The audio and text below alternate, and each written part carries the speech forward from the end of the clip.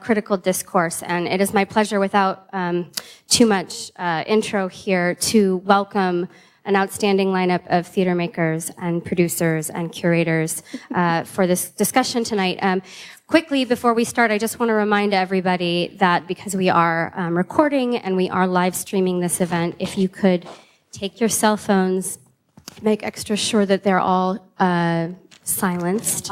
But without any further ado, I'd like to introduce Tom Sellar, who is the editor of Yale's International Journal Theater and the professor of Dramaturgy and Dramatic Criticism at Yale School of Drama. He's also the chief theater critic of The Village Voice and many, many more things as well. But help me in welcoming Tom Sellar. Thank you. Yeah. Far from you.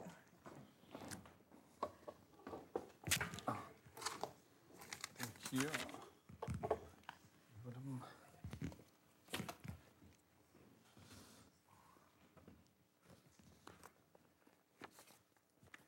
Well, thank you very much, all of you, for coming out tonight, and thank you to the Siegel Center and to Frank Henschker and Alison Lyman and everyone here for hosting this event, which, as Alison said, is being recorded and we hope might also be transcribed for publication in our journal.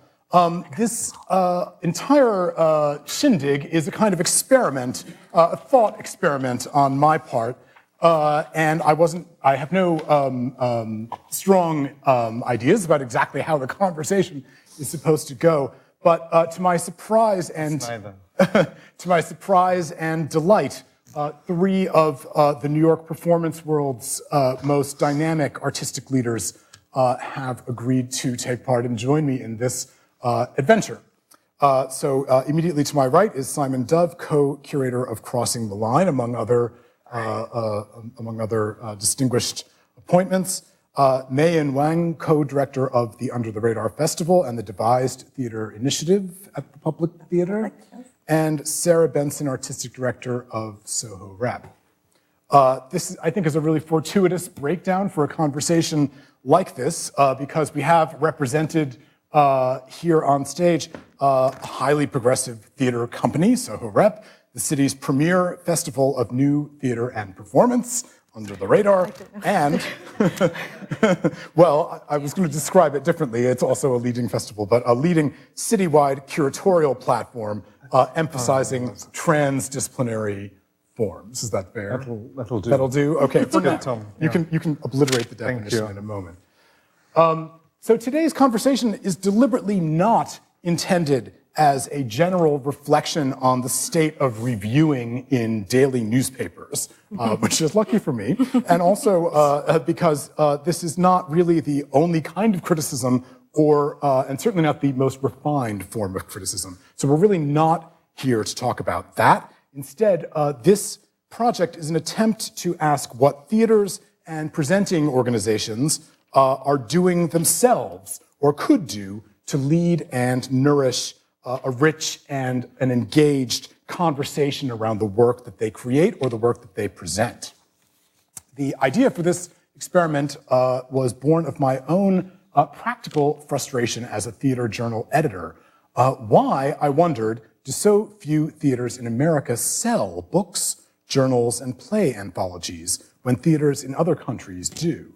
Is it simply outside the business of theaters, or do they not see themselves as connected to the published non-academic dialogue surrounding, for example, post-dramatic forms, site-specific stagings, or the ethics of participation?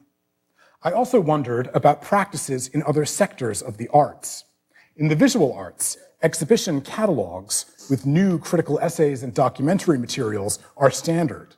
The show itself is only one segment in a longer process of research and documentation.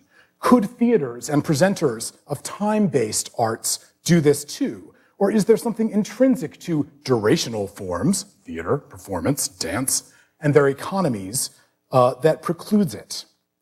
Without a critical or a documentary apparatus in our theater or our dance world, what will be left of contemporary American productions and performance projects for future artists, readers, and researchers to discover? I also wondered, could we change the theater-going culture in this country? I was mindful of the scholar Shannon Jackson's remarks in an event held at the Siegel Center in 2013 called After the Show, looking at the possibility for an evolution of theater beyond a kind of traditional spectacle configuration. She said, "Visual art institutions are often more committed to something like public discourse and public deliberation, with writing and critical reflection as a wing of what they're doing.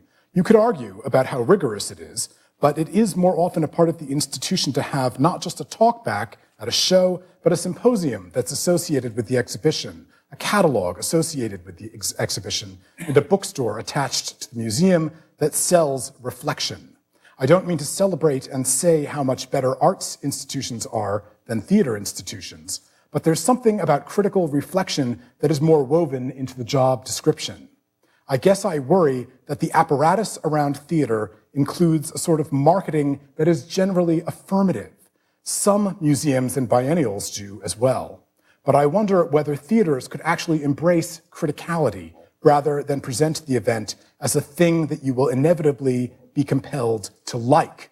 Is there another frame that can draw people in, one that puts forward the idea that this event is going to be about deliberation and about something more than affirmation?" In well-subsidized European theaters and festivals, program books with articles and ambitious public programs often contextualize the work of directors and companies, or even convene to address questions raised by the artists. Could American organizations do the same? Or is the work here different, expecting and requiring less critical understanding from its audiences? Do theater makers want the performance experience to speak for itself? How could we broaden the conversation for everyone involved, moving beyond the usual mechanisms? So those are my questions.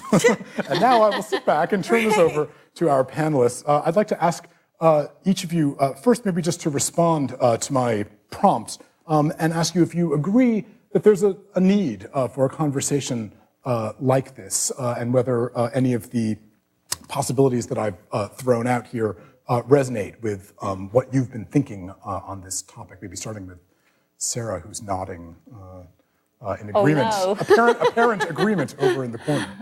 Yeah, no, I think absolutely there's an acute need for this, and without making it about the critical landscape, because I know that's not what we're here to talk about, but I feel like, when I started running Soho Rep in 2007, the first show we produced was John Jezrin's Philoctetes, which I was so excited about.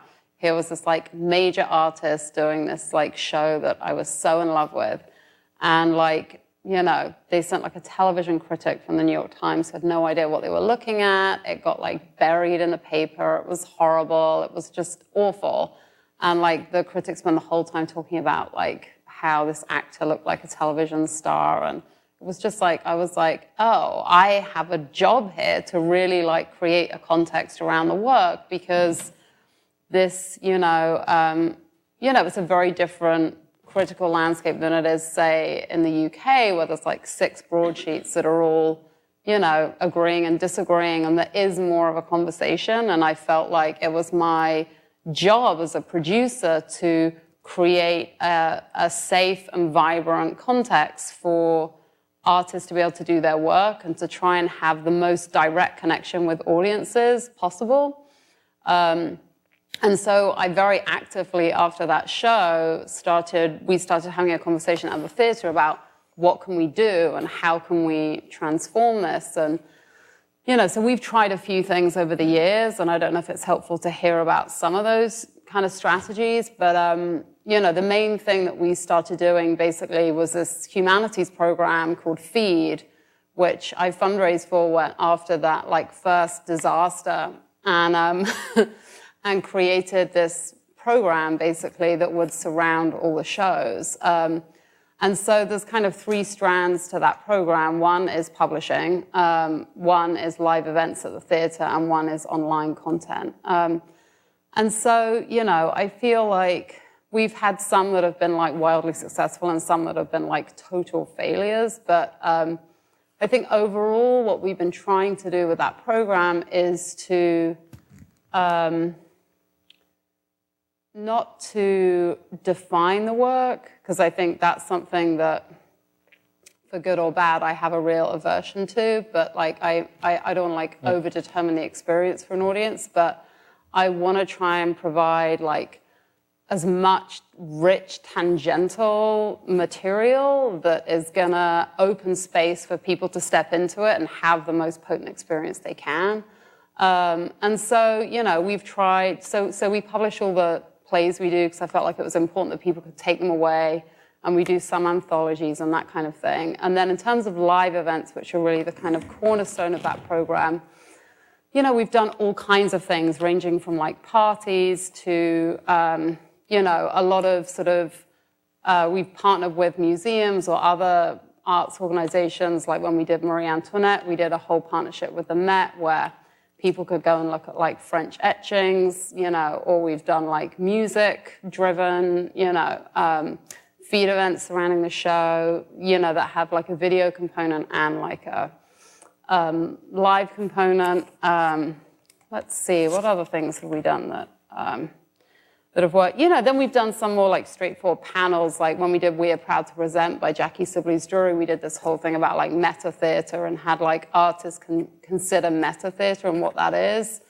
So we sort of we've done some like thematic things, but over time I think we felt like the panel setup, and I'm saying this on a panel, but the panel setup has worked in some ways, but I think what we've been moving towards these more like participatory workshops, actually.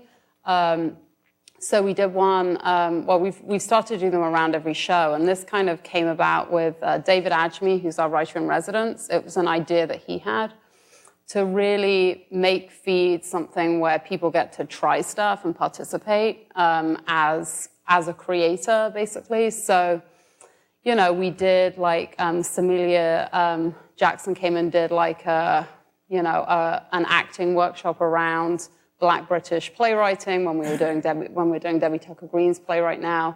You know, so we've done these kind of events where people come and get to like be a creator in the space that's in some way tangentially related to the material on stage, and that started to feel like we're still kind of tinkering with what that is, but it started to feel like a really robust way for us to crack open the plays we're doing and not, be explaining them to people or over-determining them, but giving people a way in by actually coming into the theatre as a creator. So I feel like we're at the beginning of this new phase of Feed that we still don't really know what it's going to be, but I think putting people in a actually like participatory role is going to be important to that. So I don't know. Did I answer your questions?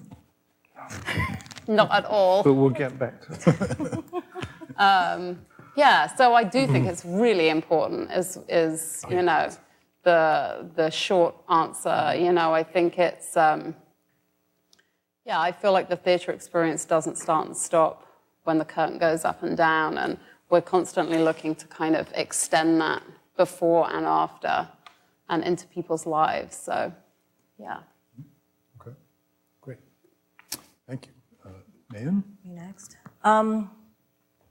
Lots of things. I think, because right now I'm in the marketing phase of Under the Radar, we're like writing blurbs and press releases. There's a tension between sort of the selling the show and then putting together all like the critical the context for the piece, right? Yeah. When do you present that, right? So we are at the phase where we're just trying to invite people to come to the space of the festival, the context of like taking risks and seeing work that you might not expect to see or might not want to see, but the context of the festival sort of gives you a safe space to do it, let's say. And then the other sort of tension is really the issue of like over-determining an artist's work and how you choose to talk about it and how you choose to describe it. Or, for example, since Abby and Michael are here, like when we were working with 600 Highwaymen and they were doing the record, there was a long conversation about how to describe their work, how much to give away, the context of how they make their work, how much do you talk about participatory performance or social practice, and they're like, we don't want anything of that,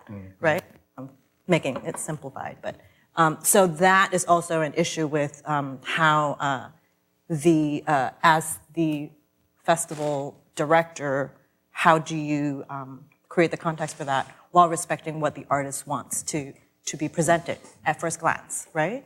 And then in terms of what we've been doing for those of you less familiar with Under the Radar, it really started as a symposium, as a way for, 10 years ago, like it started as a way, and it was Duke funded the symposium, which was this thing of how to get presenters and producers to talk to each other about new work, how to make new work, how these independent ensembles and ensemble companies or independent artists, touring artists are making work across the country, and how come it's not accessing regional theater resources. That's kind of academic, very sort of insider baseball, but it started as a thing of like a place for conversation. And over the years, Under the Radar became a place where people came to sort of see work and take it back to the communities for, lack of a better word, like buying work, right? And so what we've been trying to do is really push against that, and that's when, I think about 4 or 5 years ago, Andy Horowitz from CultureBot wrote that essay on black box, white box, visual art performance versus theater. And so when I read that article, I went, there's something very rich in that conversation, and so that's how we started inviting CultureBot. And so basically, I worked with Andy to go, what are the things, because this is what he thinks about, right? What are the conversations that we should be having in this context of the festival in January when there's so much work going on, all these festivals, all these artists who are making this kind of work, and all these presenters and producers who are also in this mix. So that has been I think, rich conversation. He just moved to San Diego, which is that. But in terms of how it sort of moved through the format, because there's one of the questions he talked about, was it started with panels. So the question was like, what is critical discourse? Or presenters versus producers. And then it morphed into a format from to long tables. So the idea is that architecture in the space sort of really determines everything. So the idea of like this is a very frontal, formal, we're talking and you're listening, you know. And then the idea of the long table is that anybody can join the conversation. So the long table, the format of it is we invite maybe 5 to 7 speakers, but anybody who's in the room given a certain set of rules and etiquette can come and join the conversation and leave the conversation. So more and more, we're just trying to push this idea of like anybody can be part of this critical discourse and critical conversation without it feeling too, not to use the word academic, but scary, imposing, you know. So that is, I mean, Under the Radar is making like risky work accessible. Oh my gosh, Mark Russell will hate that I said that. But that's really a little bit making this work available to the audience who would go to the public theater, which is, you know, the meats and potatoes of American theater. So we're just using that context. So it's important. Great, thanks. My turn? Yeah, I mean, for me, there's a lot of issues that all interweave. And maybe slightly unpacking it is a helpful thing, because I agree with Meiyin, there's this big issue of marketing the thing. And sometimes it's not just events or performances or, you know, products you're selling, but you're also selling a kind of an attitude or an approach. Then next comes how you contextualize all the separate elements of the festival. And then I think that's really the critical part of the curator's role. And then I think what we've learned in a way from visual arts practice is that a lot of the cataloging and the critical essays around projects that create the big catalog is much more about an archive.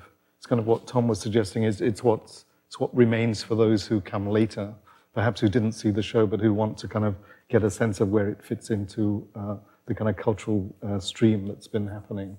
And I think that archiving issue in performance is something that, you know, we pay very little attention to, even in Europe. I mean, I have experience working in both Britain and the Netherlands before coming here.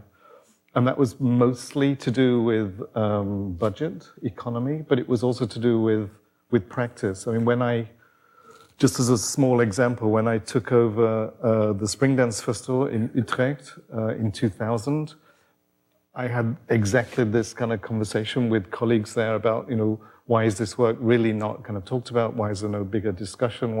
How do you frame it in relationship to, larger areas of practice, social concerns, all of those things?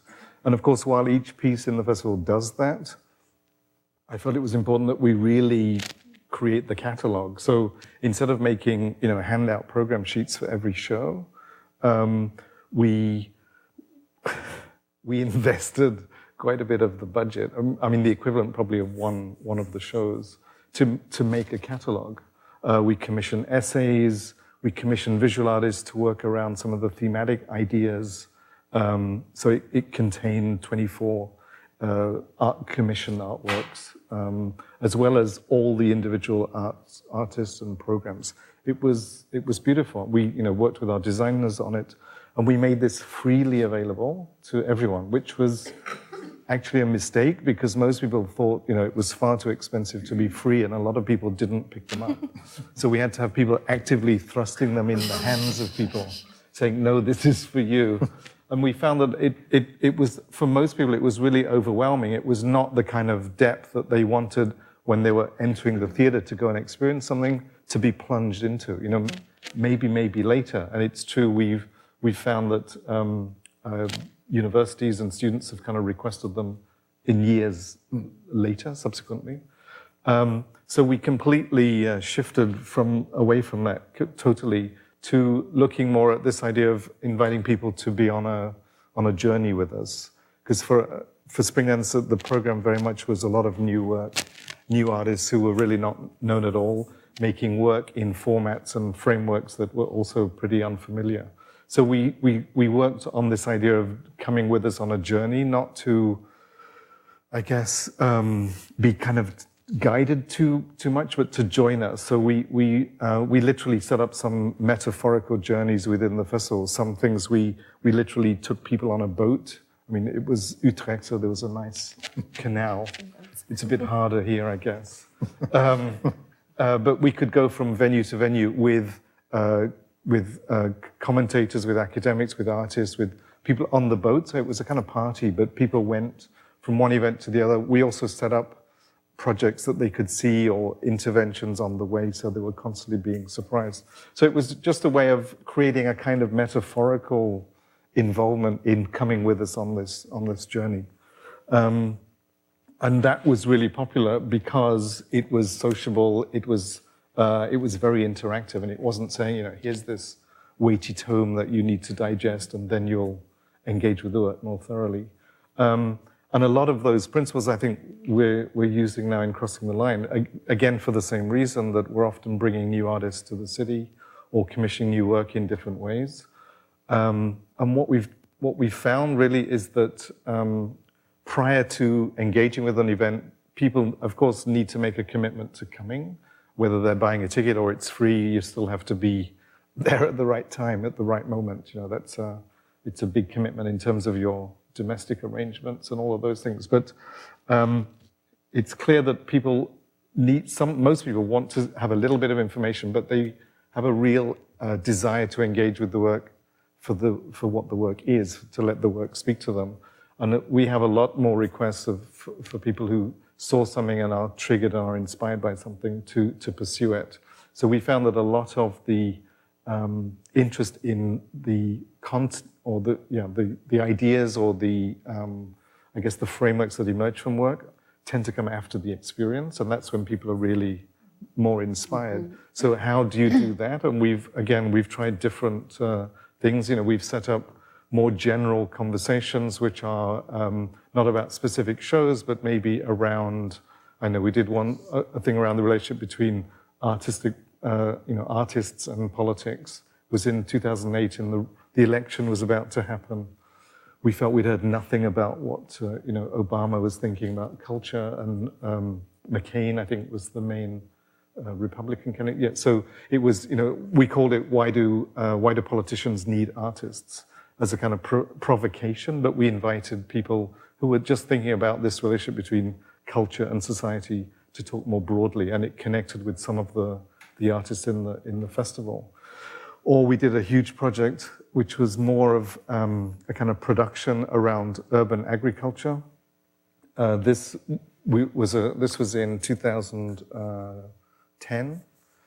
And we felt it was a growing issue that, I mean, literally, but a lot more urban agricultural projects were springing up, that people were interested in this whole idea of locavore and how you could turn an urban environment back into a kind of productive and sustainable part of the kind of food chain. And instead of just doing one big kind of event, we decided to spread it really through the festival. So we had a kind of fair, which was very open, where we commission artwork around kind of growing and nutrition and sensors.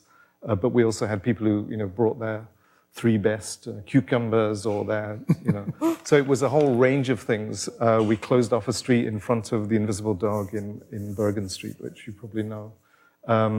And so it was a kind of big, open, celebratory thing. The following weekend, we arranged tours to all the different, or some of the urban agricultural projects around Brooklyn, mostly, in this kind of natural gas-powered bus. And we went to see, chickens next to enormous churches and Red Hook that had, taken over huge old playing fields. So it was a way of engaging people with the reality of what was happening. Then the third weekend, we had the kind of forum where we brought artists, policymakers, thinkers, writers together to talk about the relationship that we have to the food we eat and what happens, the lack of composting. It was dealing with a lot of issues, but it was another way of framing a kind of trajectory for people that made sense without it being, here's just one format of information.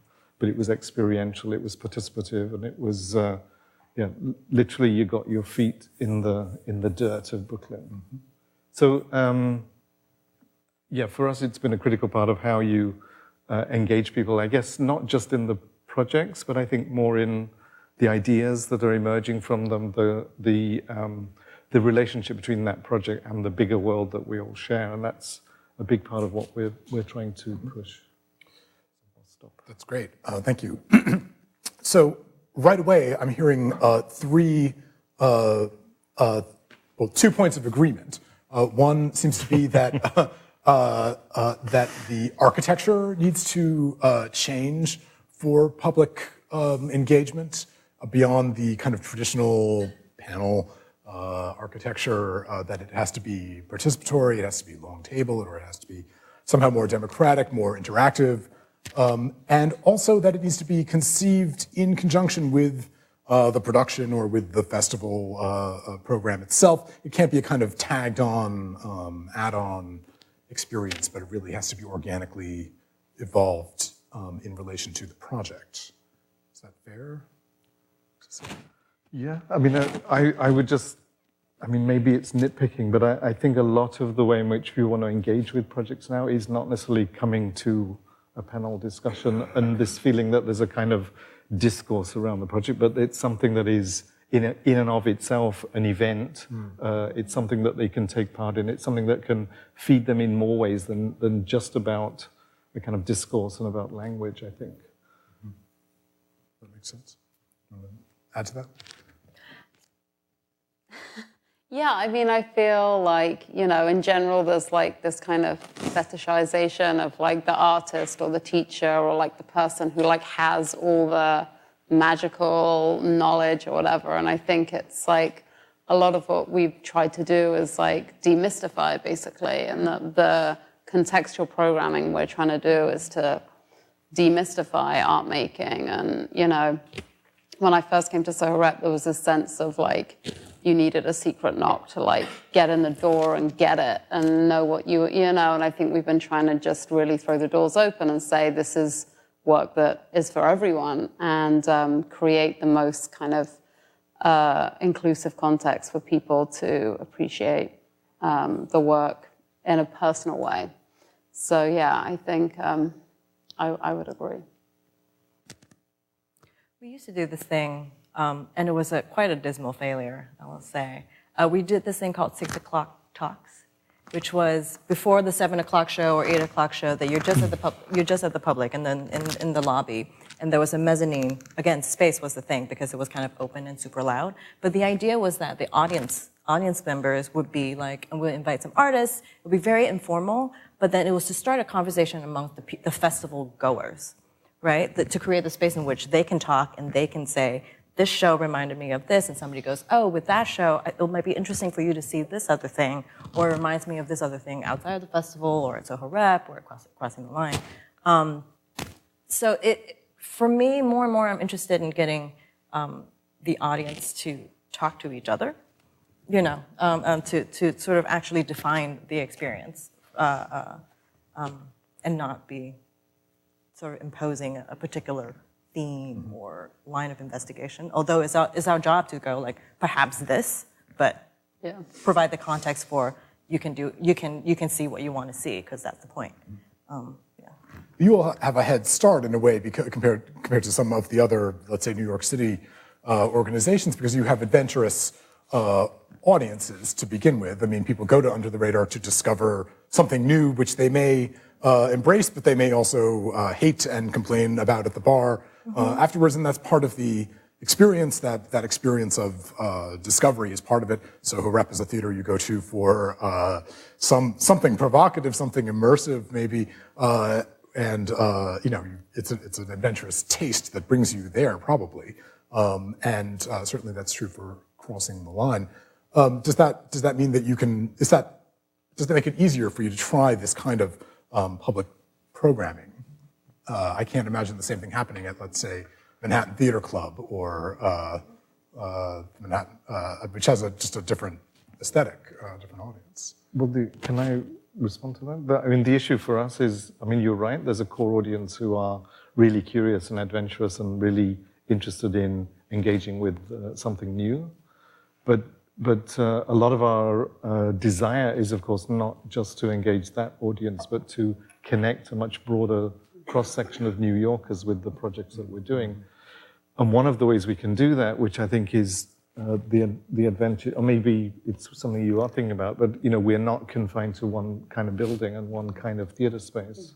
And you know, it's one of the big issues for me is to do with the way in which the very architecture of spaces frame the way we engage with the work or don't engage with it. You know, and I mean, coming recently from education, I just confronted a lot of students whose notion was the theater was a neutral space, you know, and it took a long time for them to understand it was an incredibly culturally specific space with a hierarchy of relationships.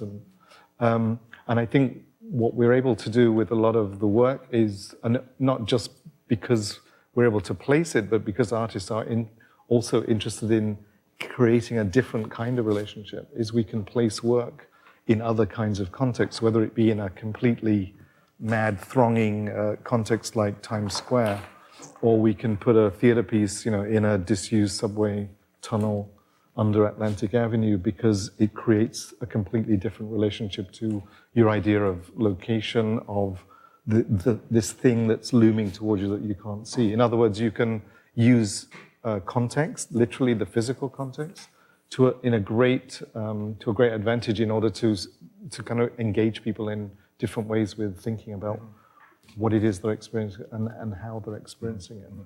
And I don't know if that's something that you feel is a constraint, or it's something that you are working with in a constructive way. Yeah, I mean, I feel like we try, I think it's a great question, and I started out in London doing site-specific work primarily for that reason, you know, to try and, just by it being not in a theatre, it became public, you know, in a way that I was really interested in.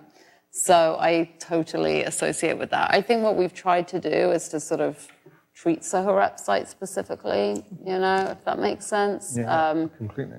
And so I think that's become a big part of the work, and we've tried to, you know, I think a lot of my interest is basically in trying to challenge my own assumptions and those of like everyone who's coming through the door as well. And we do that a lot with the space as well. So I think that, but I think you're right. Like, just where theatre is situated in the culture it's a privileged form, it's a culturally elite form. You know, we're constantly battling all of those things to just open the doors and say this is a form that can be accessible to everyone. And so I think that situation in the culture is a huge uphill battle, you know, and how we contextualize it. You know, I think, you know, although I'm like a huge nerd, I'm also aware that like that kind of nerdy context can be more off-putting to some people and not make that, you know, that framing can be alienating. So that's why we've been looking at different ways of creating context that enables people to step into the experience, basically, as a participant.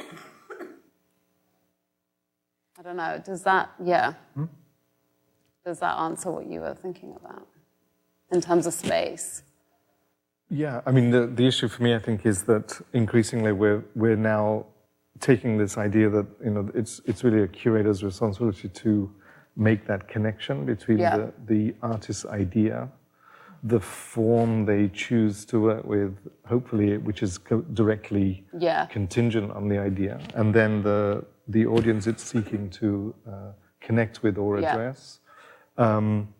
And I think increasingly that is shaping the very form that artists are using. So, I think, you know, Crossing Line emerged from a desire. You know, Lily Chopra set it up when she joined the French Institute to try and create a space for work that really didn't fit existing spaces. And although that's now, I guess, much more of a mainstream practice in a way, but I think we've morphed more towards looking at work that is really seeking different levels or different methods of engagement. And it's, so in other words, the form itself. And, you know, a good example is Steve Lambert and his project, Capitalism Works for Me, True or False. So it's a huge 20-foot sign with this illuminated word capitalism, and it's a statement, it's not a question. Capitalism works for me. In the middle of Times Square? And we put it in the middle of Times Square, and people could vote whether it was true or false. But of course, this was merely a mechanism by which Steve, the artist, could have a conversation with everyone who came up to vote. Yeah. And after 4 days, he was completely fried because he'd spoken to over 1,000 people. And he said, trying to negotiate 40 different languages. But in other words, the piece itself, in a sense, is not the sign. Yeah. The piece is not Times Square. The piece is putting that sign in Times Square and what happens. Yeah. And that's the work. And I think increasingly that's going to be a way in which we can be connecting this whole notion of discussion, dialogue, but kind of framing around people's experience of the world and the way an artist can help you really reconsider that. Yeah. Exactly. And that, you know, that's increasingly what we're looking to be programming. It's worth noting that we're having this conversation in the shadow of a wave, really an explosion in the last 10, 15 years of performance work that has tried to move things outside of the theater buildings with site-specific work, or that has been aggressively courting new forms of participation or social practice work that makes some kind of social interaction the central point of the work itself. So it's not so easy in those cases to actually separate what we're talking about, the kind of public engagement from the work itself. The line starts to blur. Totally. I was wondering if we could go back to the marketing question, which also everyone sort of, there's a little bit of consensus around the fact that there's a tension between the signals that you have to give off in the marketing for the work, the desire not to over-determine by telling people what kind of experience you're going to have by going to see this work.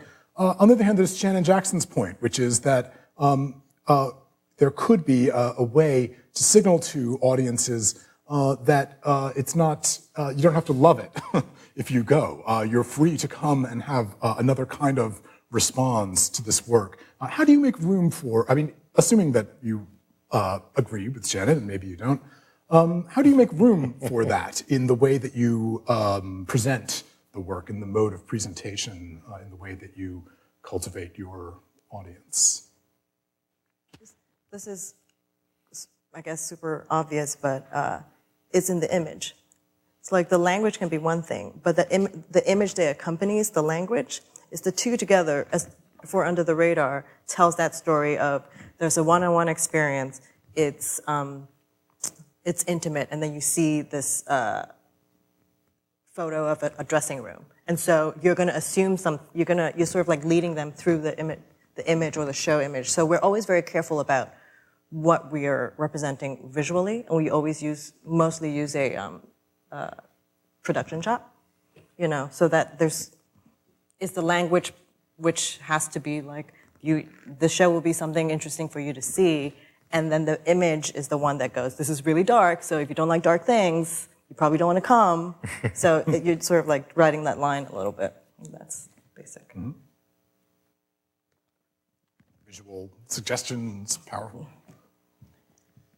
Yeah, I mean, I feel like the overall marketing strategy that we've tried to use, and we have no paid marketing staff at Soho Rep, so it's like everyone's sitting around a computer and there's no, which I think does affect like how we market, because it's something we all think about more as like communications, I guess. But yeah, I think we try and have a kind of contract with our audience where we say, this might not be your cup of tea, but it won't be a waste of time. We talk about that a lot. And, people are often like, oh, the Soho Rep shows are so different. Like, what makes the Soho Rep show, And I feel like, in a way, that's it. I just don't want to waste people's time, basically, And so I feel like that's the kind of contract we've tried to build up with people over time, that they are going to have wildly divergent experiences at Soho Rep, and not everyone you're going to love, but it's going to have been worthwhile. And, we also take a pretty abstract approach to image. We work a lot with an illustrator, and often it's a very tangential representation of the work, because we view the artwork as a piece of art, and we deal with the graphic designer as